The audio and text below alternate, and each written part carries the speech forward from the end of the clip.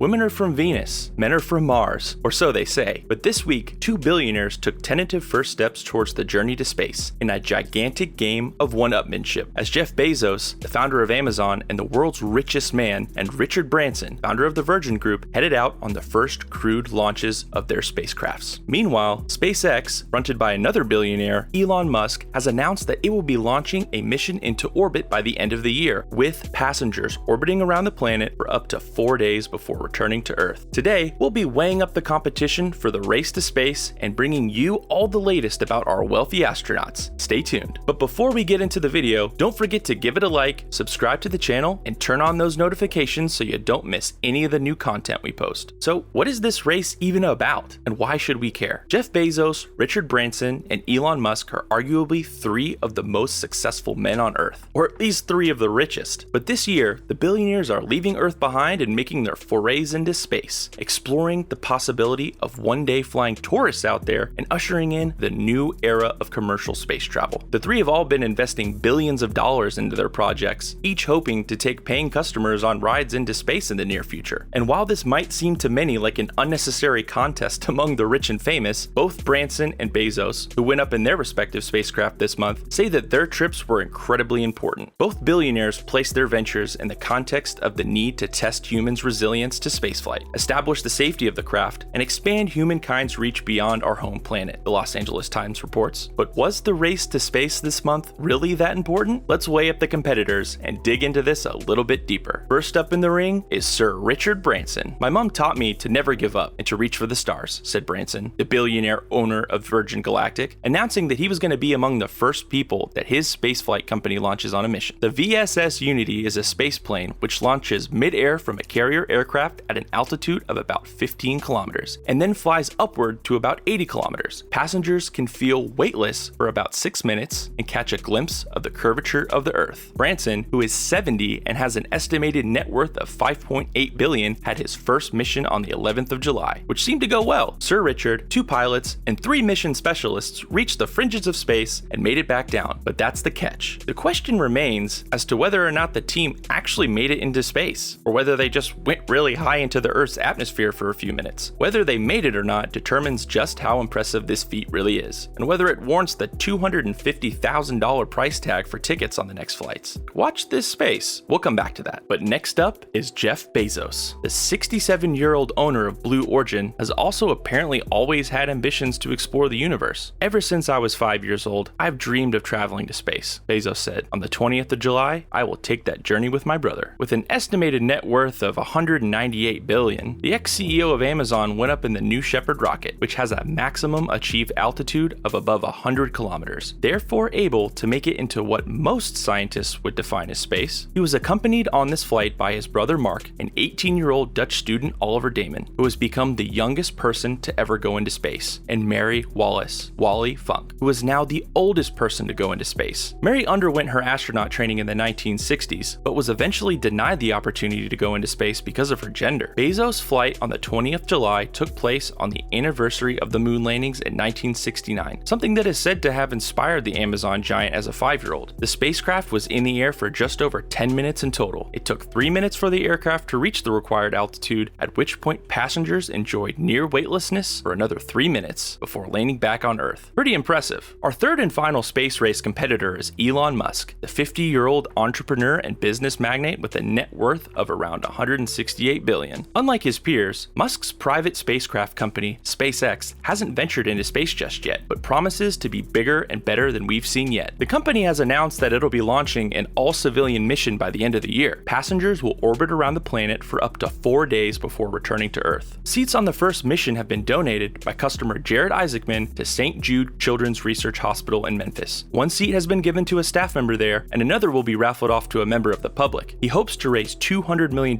for the hospital, along with a sizable donation of his own. Musk hasn't mentioned flying on the mission himself yet, but for several years he's discussed a plan to travel to Mars, and to even build a colony on the planet in our lifetimes. He recently tweeted that he believed it was possible to make a self-sustaining city on Mars by 2050 if we start in 5 years. As yet, SpaceX has not announced any firm plans for a mission to the planet. Despite the rich guy showing off vibe, this all sounds kind of cool. So what's gone wrong? First off, there's still the question of whether Branson actually made it to space. space. Space is a little bit hard to define. It's not that Earth's atmosphere suddenly ends. Rather, it becomes progressively thinner at greater altitudes. Physicist Theodor von Karman's solution to this was to define the edge of space as the highest point at which an aircraft could fly without reaching orbital velocity. Karman and most other scientists in the field regard this at about 100 kilometers above sea level. Branson's VSS Unity spaceplanes flies up to an altitude of 80 kilometers. By most definitions, then this is not reaching space. Perhaps it's less of a space plane and more of a plane? And although Bezos' Blue Origin flight did travel slightly higher, it's not quite reaching the objective of giving passengers an experience of space just yet. Rather, it ferries passengers on flights of around 10 minutes, in which they can experience 3 minutes of weightlessness and maybe get a glimpse of the Earth from afar. Also, it's been done before. The three billionaires don't seem to be making as big a step into advancing the science of spaceflight as they might hope. The achievement of suborbital spaceflight was actually reached by the first launch of Project Mercury aboard the Freedom 7 capsule, and that took off about 60 years ago. Since then, there arguably hasn't been much of a need for development in private commercial spacecraft, and it's certainly not seen as a scientific breakthrough. And yet, both of these flights this month seem to be designed to try and boost the appeal of the company's upcoming space travel business. Finally, since the billionaire explorers have launched their mission, the US government has tightened its definition of the word astronaut, causing further embarrassment for our wannabe adventurers. Astronaut wings were first awarded by the Federal Aviation Administration, the recognized official body for astronauts, in the 1960s to recognize trailblazers in human space exploration. The Observer reports Jeff Bezos was excited to receive his astronaut wings, a badge awarded by the US government. But after his historic spaceflight this week in a rocket made by his own space company, Blue Origin, however, a rule changed by the Federal Aviation Administration might render him unqualified for such an honor. On Tuesday, the day Bezos and his 3 crew members blasted off into space, the FAA announced a change to its commercial astronaut wings program that added new requirements for civilians to receive astronaut wings. Before the change, the FAA would give astronaut wings to anyone who flew past the altitude of 80.5 kilometers, the US recognized boundary of space. However, the new rules mean that commercial launch crew members must also demonstrate activities during flight that were essential to public safety or contributed to human spaceflight safety. Essentially, it means that passengers who aren't essential to operations don't qualify for astronaut wings. What do you think about our space explorers? Are they making steps in space travel or simply billionaires with new toys? We would love to know what you think. Leave us a comment and watch this space for more videos coming soon.